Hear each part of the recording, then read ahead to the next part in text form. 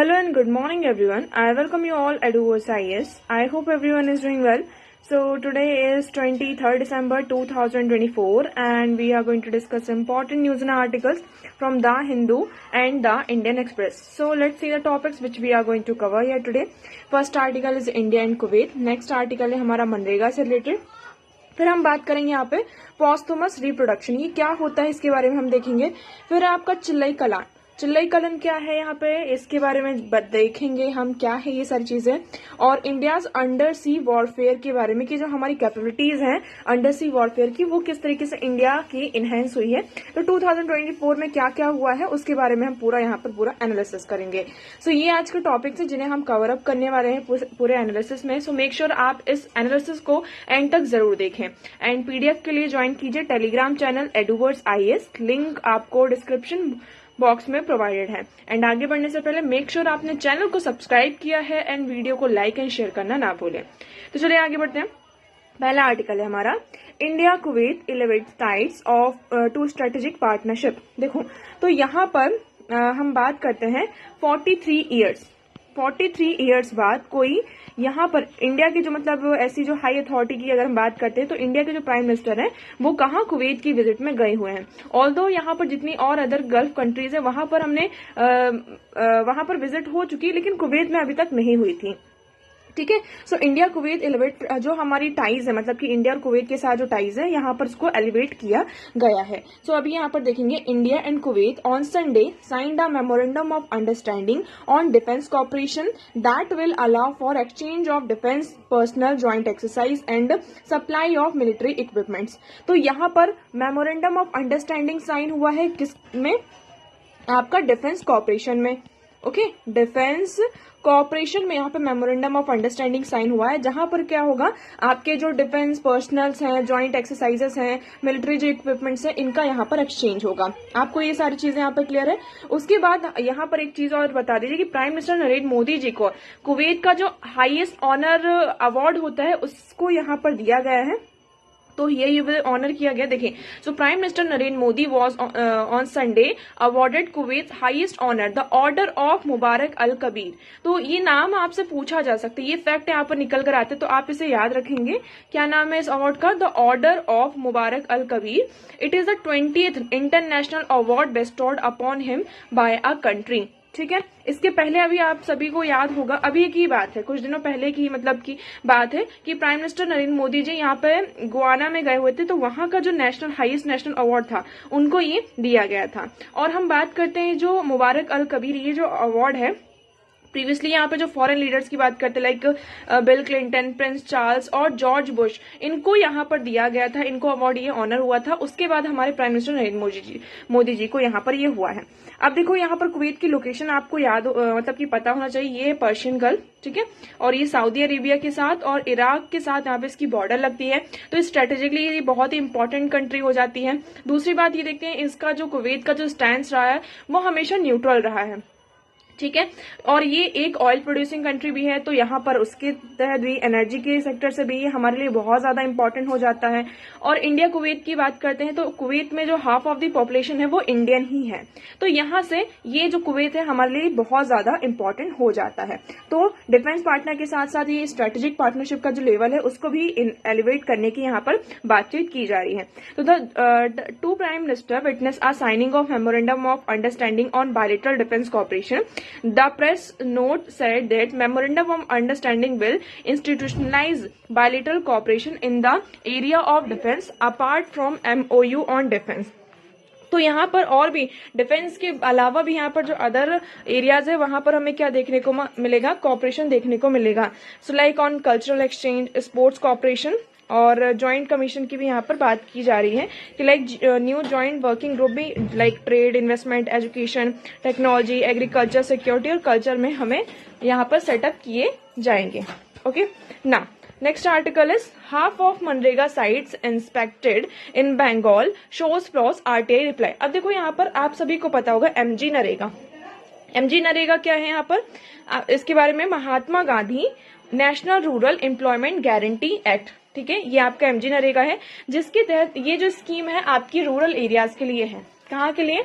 Rural areas के लिए ये आपकी स्कीम है। इसमें क्या किया जाता है, आपको 100 डेज का एम्प्लॉयमेंट प्रोवाइड किया जाता है। ये तो आपको उसका बेसिक एमजी नरेगा का यहाँ पर पता होगा। अब हम बात करते हैं यहाँ पर कि अभी यहाँ पर क्या होता था कि एमजी नरेगा में जो 90% शेयर होता था वो किसका है? सेंटर का है। लेकिन अभी यहाँ पर ये देखने को मिला कि वेस्ट बंगाल में ये कहा जा रहा है कि एमजी नरेगा में जो सेंट्रल है वो क्या कर रही है, यहाँ पर आपका जो पैसा है वो उसको एलोकेट नहीं कर रही है। तो इसके तहत आरटीआई से रिप्लाई मांगा, तो आरटीआई ने रिप्लाई किया, ये कहा कि हमने बंगाल में यहाँ पर सर्वे किया, इंस्पेक्शन हुआ है और उसके अकॉर्डिंग ये बताया जा रहा है कि बहुत सारी जो साइट्स हैं एमजी नरेगा के अंदर बंगाल में, उसमें फ्लॉज हैं, जिसकी वजह से हम क्या कर रहे हैं, यहाँ पर पैसे यहाँ पर आगे फर्दर नहीं दे रहे हैं। So on December 26 it will be 3 years since the, देखो 26 दिसंबर से 3 साल हो जाएंगे आपके कि क्या हो रहा है कि सेंटर ने यहाँ पर क्या किया है, एमजी नरेगा के तहत बंगाल में पैसे नहीं दिए हैं, है ना, फाइनेंस आपका नहीं हुआ है, बजट एलोकेट नहीं हुआ। So centre send the last tranche of fund under the Mahatma Gandhi National Rural Employment Guarantee Scheme to West Bengal in 2021। Last 2021 में आपका क्या हुआ था, बजट एलोकेट हुआ था, उसके बाद से अब तक ऐसा कुछ नहीं हुआ। तो इसी के तहत यहाँ पर रिप्लाई मांगा गया था, तो आरटीआई ने ये रिप्लाई किया, a set of RTI replies revealed that one of the key factor prompting the union rural development ministry decision was inspection of 63 work sites. तो यहाँ पर 63 वर्क साइट्स का इंस्पेक्शन किया गया और उसमें हमें कुछ फ्लॉज दिखाई दिए हैं, जिसकी वजह से क्या हो रहा है, आपका वेस्ट बंगाल में यहाँ पर एमजी नरेगा के तहत पैसे नहीं एलोकेट किए जा रहे हैं। ठीक है, इतना आपको क्लियर हुआ। अब एमजी नरेगा क्या है, आप सभी को पता है यहाँ पर, ये one of the largest work guarantee programme है in the world, launch in 2005 by the ministry of rural development. तो इसे 2005 में इस स्कीम को लॉन्च किया गया था मिनिस्ट्री ऑफ रूरल डेवलपमेंट के द्वारा। इसमें मेनली हमारा ऑब्जेक्टिव ये था कि हम क्या करेंगे रूरल एरिया में। ठीक है, अभी ये अर्बन एरिया के लिए ऐसी कोई स्कीम की डिमांड चल रही कि अर्बन एरिया में भी ऐसी स्कीम लेकर आना चाहिए, लेकिन अभी ये सिर्फ रूरल एरिया के लिए। इसमें ये कहा जाता है कि जो अनस्किल्ड मैनुअल वर्क होते हैं, है ना, और जो वर्कर्स भी इस तरीके से होते हैं, तो अगर उनको क्या किया जाएगा, 100 डेज का आपका एम्प्लॉयमेंट प्रोवाइड किया जाएगा। इससे क्या होगा कि गाँव में जो रूरल एरिया है वहां पर डेवलपमेंट भी हो जाएगा और लोगों को रोजगार भी यहाँ पर मिल जाएगा। लेकिन कई इसमें एक पॉइंट ये भी था कि अगर फॉर एग्जांपल मैंने यहाँ पर काम की डिमांड की, लेकिन मेरे अकॉर्डिंग मतलब कि फॉर एग्जांपल काम है ही नहीं, तो उसके लिए भी मुझे यहाँ पर कंपनसेट किया जाएगा। मुझे यहाँ पर फुल आप ऐसा कह सकते हैं कि जो 100 डेज का यहाँ पर जो वेजेस है वो प्रोवाइड किए जाएंगे। ठीक है, सो payment of ways with in 15 days of completion of work. In case of failure the worker will get a delay compensation. तो 15 दिन के अंदर जैसे कि काम कंप्लीट हुआ तो 15 दिन के अंदर आपको वेजेस मिल जाते हैं। और यहाँ पर अगर कभी डिले होता है तो उसमें भी कंपनसेट किया जाता है। लेकिन इसमें कुछ लैक्यूनाज आ रहे थे, आप कह सकते हैं कि ब्रोकर्स वगैरह इस तरीके के मिड फैक्टर्स यहाँ पर आ रहे थे। तो इसके लिए यहाँ पर क्या होता है, एमजी नरेगा के तहत डायरेक्ट बेनिफिट ट्रांसफर, है ना, इसको लेकर आया जाता है, जिसके तहत ये कहा गया कि जो भी वर्कर्स है उनके अकाउंट में डायरेक्टली क्या होंगे, बेनिफिट को ट्रांसफर किया जाएगा, मतलब पैसे ट्रांसफर किए जाएंगे। लेकिन इसमें प्रॉब्लम ये आ रही थी, कहीं आधार कार्ड बैंक से लिंक नहीं है, बैंक का आधार फोन नंबर लिंक नहीं है, ये बहुत सारी चीजें यहाँ पर प्रॉब्लम्स चल रही थी। तो इसके कारण भी लोग थोड़ा डिस्करेज यहाँ पर हो गए थे, डिमोटिवेट भी हो गए थे। तो ये है आपका MG NREGA. Now next move करते हैं, नेक्स्ट आर्टिकल है हमारा, ये बहुत अच्छा आर्टिकल है। इसमें हम बात कर रहे हैं pointing the beacon at India's under sea warfare power. ठीक है, तो अब देखो, in the year 2024 started on a high note for the Indian navy with operation Sankalp expanding the Strait of Hormuz to the Red Sea to ensure the safety and security of shipping from piracy and providing assistance to ship targeted by the Houthis। ठीक है, तो हमारा जो 2024 है वो start ही ऐसे हुआ कि जो स्ट्रेट ऑफ हॉर्मुज है और रेड सी है वहां पर हमें सेफ्टी को, सिक्योरिटी को इंश्योर करना है। और जो हुतीज यहाँ पर शिप को टारगेट करते हैं तो उन शिप्स को हमें असिस्टेंट प्रोवाइड करना है। The navy's continue response in addressing piracy, hijacking and drone attacks on international merchant shipping has reinforced its status as the preferred security partner and the first responder in 2024 while several salient episodes mark the Navy's operational preparedness, an area that witnessed several critical developments was undersea warfare। तो ये सी का जो warfare है आपको यहाँ पर देखने को मिला, हूतीस ने रेड सी पर किस तरीके से ये सारी चीजें हुई। अब यहाँ पर इंडिया में क्या क्या डेवलपमेंट हुए हम उसकी बात करते हैं। पहला है हमारा आईएनएस, ठीक है। इंडिया की हम बात करते हैं, one of the key development हमारा जो रहा है commissioning of India second indigenous, India का ये indigenous nuclear powered ballistic missile है, ठीक है, जिसका नाम क्या है आईएनएस अरीघाट, ठीक है, अरीघाट। ये आपका अगस्त 2024 में आता है। ये क्या करता है, हमारा जो सबमरीन वाला है ना, उसमें जो हमारा न्यूक्लियर ट्राइड है उसमें एक वैल्यू एडिशन करता है। So adding value to the third leg of India's nuclear triad and hence nuclear deterrent value the SSB and mirror its presidents. तो आईएनएस अरीघाट की देखो, एक हमारा पहले आईएनएस अरिहंत था, है ना, INS Arihant in size propulsion the boat and submarines are known colloquially has a higher indigenous content than INS Arihant. तो जो हमारा आईएनएस अरिहंत था ना, उससे भी ज्यादा एडवांस फीचर आपको किसमें देखने को मिलेंगे, आईएनएस अरीघाट में देखने को मिलेंगे। इसमें आपका एडवांस सोनार सिस्टम है, प्रोपल्शन सिस्टम है ना, अपग्रेडेड इसमें अकोस्टिक डैम्पिंग एंड डिस्ट्रिंकिंग आपको डिस्टिंक्टिव एडिशनल फीचर्स इसमें देखने को मिलेंगे। उसके बाद हम नेक्स्ट बात करते हैं, यहाँ पर K4 सबमरीन भी आपका ये भी है, ठीक है। सो इम्प्लीमेंटिकली enhanced by the recent testing of the K4 submarine launch ballistic missile from INS Arighat. तो आईएनएस अरीघाट से ही इस मिसाइल को लॉन्च भी किया गया है, जिसकी रेंज यहाँ पर 3500 किलोमीटर तक की आपकी है, ठीक है। So while the firing was successful, ये जो फायरिंग थी हमारी सक्सेसफुल रही है, ओके। अब हम देखें यहाँ पर हमारा जो प्रोजेक्ट है INS Arighat, the cabinet committee on security cleared a long pending project 77। ये प्रोजेक्ट 77 के अंदर था, तो इसको हमने क्या किया, अभी फाइनल अप्रूवल भी मिल गया, construct 2 nuclear power attack submarines को, ठीक है। तो ये कॉस्ट वगैरह यहाँ पर दिए गए, तो ये हमारे लिए अभी इतना ज्यादा इंपॉर्टेंट नहीं है। उसके बाद हम बात करते हैं कन्वेंशनल सबमरीन्स की।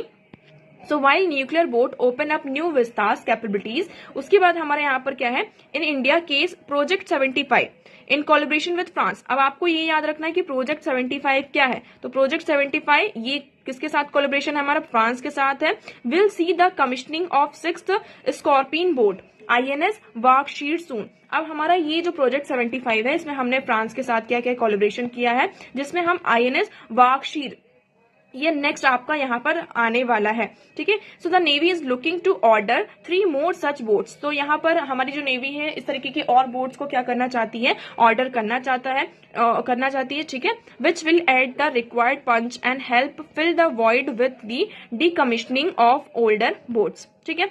उसके बाद हम यहाँ पर बात करते हैं, देखिए ये हमारा प्रोजेक्ट 75 था। उसके बाद है हमारा यहाँ पर आप देखेंगे project 75I which seeks to induct AIP enabled boats involve Spain and Germany as a contenders to build such boat. तो यहाँ पर अब आपका देखो, यहाँ कंफ्यूज नहीं होना, प्रोजेक्ट 75 में आपकी कौन है, फ्रांस बस के साथ हमारा कोलैबोरेशन है, और जो हमारा प्रोजेक्ट 75I है इसमें हमने क्या किया है, स्पेन और जर्मनी के साथ हमारा यहाँ पर इंटैक्ट होगा, और उसके साथ हम इस तरीके की और बोर्ड्स को क्या करेंगे, लेकर आएंगे। So project 75I with a bidders Germany Thyssen marine system TKMS and Spain का जो Navantia accepting India's transfer of technology and indigenous content requirement. The first boat is likely to include a minimum 45% of indigenous content rising to 60% of in the 6th boat. तो ये है हमारे, देखो ये बहुत ही important, यहाँ से आपसे पूछा जा सकता है कि किस प्रोजेक्ट के अंदर, और जो हमारा आईएनएस अरीघाट था ये आपका प्रोजेक्ट 77 के अंडर है, यहाँ पर P77, ठीक है। उसके बाद हम बात करते हैं अनादर जो हमारा दूसरा डोमेस्टिक डेवलपमेंट रहा है वो क्या रहा है, यहाँ पर देखिए। So under sea naval technologies is the approval of building 100 ton unmanned under water vehicle. हमने यहाँ पर 100 ton unmanned under water vehicles को क्या किया, जिसका कॉस्ट आपका 2500 करोड़ रुपीज तक रहा है, ठीक है। सम ऑफ दी हमें कुछ हर्डल्स भी देखने को मिला, ऐसा नहीं कि हम यहाँ पर करते गए। So the approach to enhance the navy's under sea capabilities in tandem with surface and aviation elements underscore an importance placed at various level of Indian government on ensuring maritime। तो देखो इससे हमारी जो मैरिटाइम सिक्योरिटी है वो और ज्यादा enhance होगी, है ना। स्पेशली हम वेरियस जो हमारे स्ट्रेटेजिक पार्टनर्स हैं उनके साथ हम कोलैबोरेट कर रहे हैं, और इंडिया की जो ग्रोथ है मैरिटाइम में उसको वो लोग सपोर्ट भी कर रहे हैं। और जो हमारा एक विजन है, इंडिया का जो मैरिटाइम विजन है vision of security and growth of all in the region, जिसे हम सागर शॉर्ट में सागर कहते हैं। क्या कहते हैं यहाँ पर? Sagar. And free and open and inclusive Indo Pacific. तो इसमें वो क्या कर रहे हैं? इंडिया की हेल्प कर रहे हैं। सो आई होप ये आर्टिकल आपको क्लियर होगा। बहुत ही अच्छा आर्टिकल है, इसको एक बार आप फिर से खुद से जरूर पढ़िएगा। चलिए नेक्स्ट हम बात करते हैं। नेक्स्ट आर्टिकल है हमारा द चैलेंजेस ऑफ पॉस्थुमस रिप्रोडक्शन। पहले तो आपको यहाँ पर ये पता होना चाहिए पॉस्थुमस रिप्रोडक्शन होता क्या है। पॉस्थुमस रिप्रोडक्शन ये ऐसा रिप्रोडक्शन होता है जिसमें मेल या फिर फीमेल, कोई भी, दोनों या फिर दोनों में से कोई एक भी क्या होता है, वो अपने जो गैमेट्स होते हैं, लाइक एग की बात करें, एग, या आप उनके जो स्पर्म्स होते हैं वो उसको फ्रीज करवाते हैं।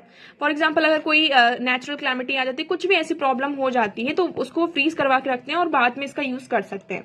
तो जैसे इसमें अभी एक केस आया था 4 अक्टूबर 2024 को, दिल्ली हाई कोर्ट ने एक पेरेंट को अलाउ किया था कि लाइक उस पेरेंट ने क्या किया था, आदमी को कैंसर था, उसे कीमोथेरेपी एंड ऑल सब चल रही थी, तो उन्होंने अपना जो सीमेन था उसको फ्रीज करवा दिया था। अब उनकी जो हायर्स है वो उसकी डिमांड कर रहे थे, मतलब कि रिलीज करने के लिए, लेकिन यहाँ पर जो हॉस्पिटल में डॉक्टर्स रहते हैं उन्होंने मना कर दिया। तो उन्होंने पिटीशन फाइल करी हाई कोर्ट में। तो पिटीशन में मतलब हाई कोर्ट ने ये कहा, on October 4, 2024 the Delhi high court allowed the parents of the dead man to use his frozen semen for posthumous reproduction. तो यहाँ पर दिल्ली हाई कोर्ट ने अलाउ कर दिया कि वो जो डेड मैन है, आप उनका जो फ्रोजन सीमन है उसको पॉस्थुमस रिप्रोडक्शन के लिए क्या कर सकते हैं? यूज कर सकते हैं। So the young unmarried man had preserve his semen. वो अनमैरिड पर्सन था, मतलब उसकी शादी नहीं हुई थी, और उन्होंने उनकी कीमोथेरेपी चल रही थी दिल्ली में ही, तो उसके दौरान ही उन्होंने क्या करा था, अपना सीमन को फ्रोज करवा दिया था।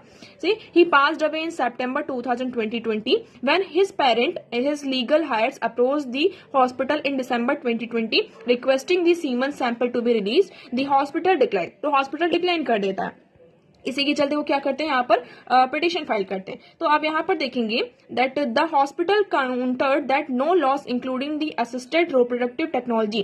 तो यहाँ पर जो हॉस्पिटल है उन्होंने क्या काउंटर आर्ग्यूमेंट दिया कि यहाँ पर ऐसा कोई भी लॉ नहीं है। आप देखेंगे जो हमारा ART एक्ट भी है 2021 governs the release of frozen semen sample of an unmarried decreased male to his parent or legal heir। तो यहाँ पर ऐसा कहा कि ऐसा कोई भी यहाँ पर आपके पास लाइक लॉ नहीं है जिससे कि हम क्या कर सके, उनको इन्होंने काउंटर किया। तो the court also noted that neither the ART act nor it's rule 2022 deal with situation of this kind. तो यहाँ पर कोर्ट ने भी इस चीज को क्या किया, नोटिस किया। ART रूल में भी ऐसा नहीं है कि अगर कोई डेड मैन है और उसका जो फ्रोजन सीमन है तो उसको हम क्या कर सके, यूज कर सके। लेकिन अभी देखिए in its order the court cited a similar case in 2018 where the parents of unmarried man who died in Germany use in